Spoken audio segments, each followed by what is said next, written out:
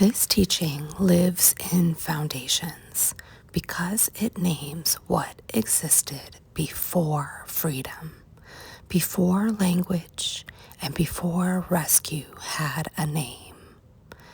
Nothing here asks you to relive harm. Nothing asks you to explain yourself. This is witness, and it is held.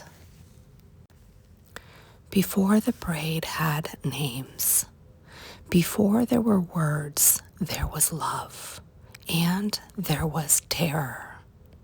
And they were fused so early that the body could not tell the difference. This was not a psychological pattern. It was not a clinical framework. It was a lived architecture. Somatic love, loss, terror is the phrase I used for that preverbal fusion, where connection carried danger and absence felt like death. Before language, the nervous system learned, if I relax, I disappear. If I need, I am erased. If I stop performing, there will be no crumbs. The braid began here, not as theory, but as survival brilliance. The orphan. The orphan is not only abandonment, it is abandonment paired with demand. She learns early that love must be earned, that acceptance requires perfection, that safety is a performance. So she becomes excellent. She becomes useful. She becomes quiet. Not because she is small, but because crumbs require choreography. The orphan does not believe she is worthy. She believes she must become worthy. This formation carried life through systems. It made survival legible. It kept breath moving, but it never brought nourishment. The widow.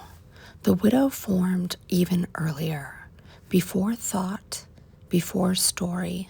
She is the grief of no covering, not the loss of a single person, but the absence of protection itself. This is saturated grief, oceanic, preverbal, not soothed by reassurance. The widow does not cry because something happened. She cries because nothing ever held. She carries the ache of being born into exposure, of having breath without shelter, of existing with no one standing between the body and harm. This grief was not processed. It was inhabited. The Sentinel. The Sentinel did not form to protect the self first.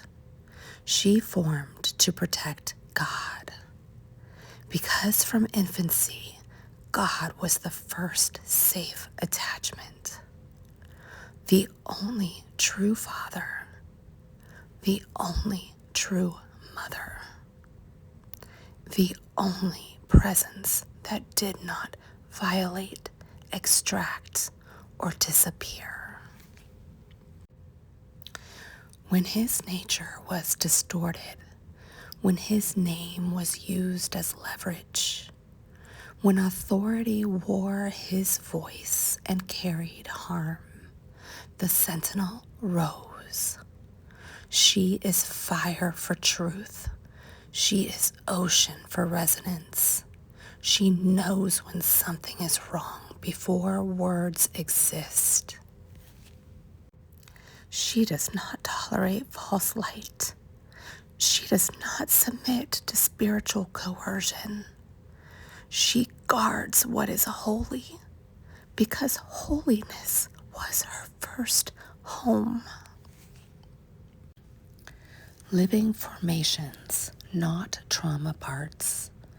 The orphan, the widow, and the sentinel are not symbolic roles or psychological constructs.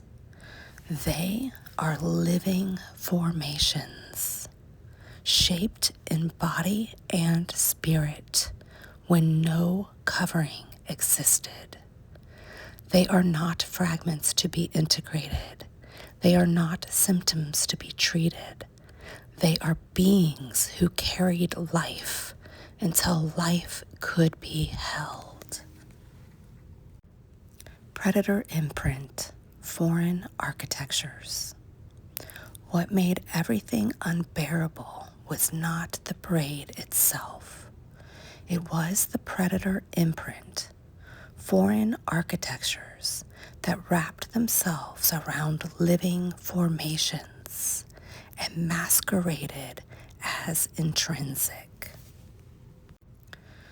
These architectures do not originate in the self.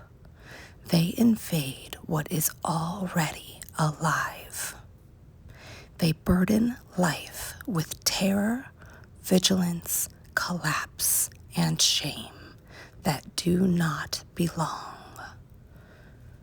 Resurrection does not remove the living formations. It dissolves the foreign architectures. Collapse without floor. After erasure, there was no internal ground. After church harm, there was no communal floor. After colonization, there was no sovereign interior space left untouched. Life continued inside multiple predator architectures, and still life remained. Not because systems healed it, not because therapy dismantled the architectures, but because God kept breathing just enough life to remain. Enough breath to wake up, enough breath to mother, enough breath to not disappear. This was miracle survival. What resurrection changed? Resurrection did not heal the braid by dissolving it. Jesus untangled it. He did not erase the orphan. He ended her labor. He did not silence the widow. He covered her. He did not extinguish the sentinel. He stood with her. For the first time, the strands were no longer holding life together alone. God Himself became the binding. How resurrection gathered the living formations. Resurrection did not dissolve what formed, it gathered it. The orphan found belonging, and after she was healed, she knew cellularly that God had held her all along, even before language. She was never an orphan to Him. She was always His daughter.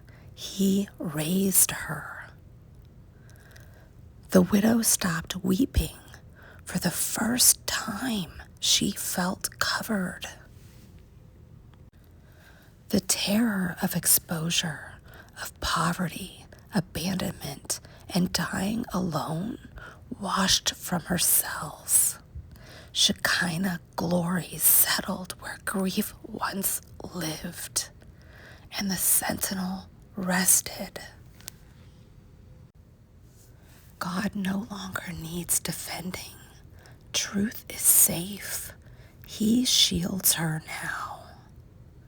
No predator can break the seal He formed, because it was not human effort or will that created it. He did, and no adversary can penetrate what is holy. The seal is holy. What dissolved in resurrection was not the braid itself, but the foreign architectures that had wrapped themselves around living formations and masqueraded as intrinsic. What was always real remained, gathered, tender, and now held secure. Closing note to survivors. If anything in this teaching stirred recognition in you, please hear this gently. What formed in you was not wrong. It was life finding a way to endure without covering. If therapy helped you survive but did not fully heal you, that does not mean you failed. It may mean the deepest parts of you are not problems to solve, but living beings meant to be held. If the church could not shelter what was most tender in you, that absence was not God's absence. He sees what is holy and he stays. You do not have to lose what kept you alive in order to be healed. Resurrection does not erase what formed to survive. Jesus gathers it. You are not broken. You are not late. And you are not alone. Held secure in Him.